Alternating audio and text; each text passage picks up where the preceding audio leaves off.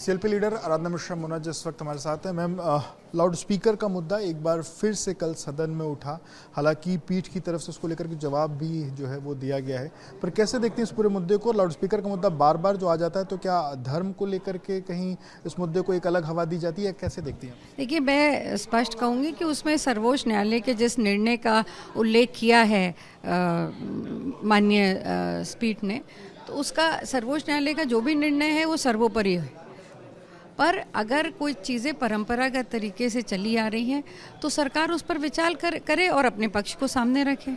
इसी तरह एक सवाल है, जिस तरीके से बटुकों के सम्मान को लेकर के कल ब्रजेश पाठक ने उनका जो सम्मान है वो किया, उसके बाद शंकराचार्य ने कहा कि ठीक है, जो ब्रजेश पाठक हैं उनको बाद में समझ में आया, पर उन्होंने हठधर्मी जैसे शब्द का इस्तेमाल करते हुए सीएम को लेकर कहा कि जो हठधर्मी हैं उनको क्यों नहीं समझ में आ रहा। मैं तो ये नहीं समझ पा रही हूँ कि ये हो क्या रहा है। भारतीय जनता पार्टी की जो अंतरकला है, जो अभी तक बंद कमरों में थी, आज सड़कों पर आ गई है, चर्चा का विषय बन गई है, गली गली में चर्चा हो रही है।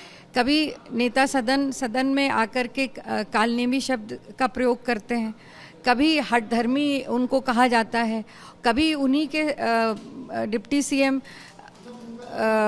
इस चीज़ को बराबर करने के लिए जो जिस तरह से कल उन्होंने किया, तो ये बात सवाल बनता है कि अगर इतने दिन पहले माघ के महीने में प्रयागराज में घटना हुई और सदन में नेता सदन इस तरह की उन्होंने अपनी पूरी बात रखी और कालनेमी शब्द का प्रयोग किया, उसके बाद इतना समय क्यों लगा इस बात को समझने में?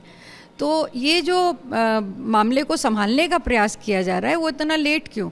तो कहीं ना कहीं ये राजनीति से प्रेरित है। आखिरी सवाल, सदन में आज सीएम भी बोलेंगे, तो आपको क्या लगता है कि जिस तरीके से पूरा जो विवाद चल रहा है और सब कुछ जो है, आप लोग क्या मांग करेंगे कि इस पूरे प्रकरण में एक बार फिर से अपने जो पक्ष है वो रखें? देखिए, हमने अपने पक्ष को रखा है और सदन में मुख्यमंत्री जी क्या बोलते हैं ये उनका विषय है, पर इससे भी मैं मानती हूँ कि ये विषय पर वो अपनी बात रख भी चुके हैं और जो भी वो बोलेंगे उस सदन में उस बात को हम लोग उसका जवाब देंगे।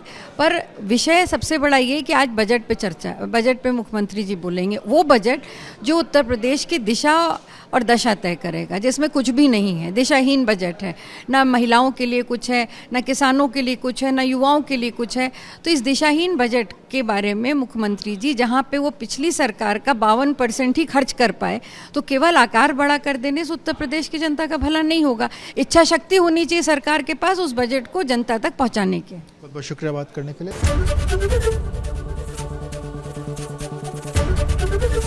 एबीपी गंगा, खबर आपकी, जुबान आपकी।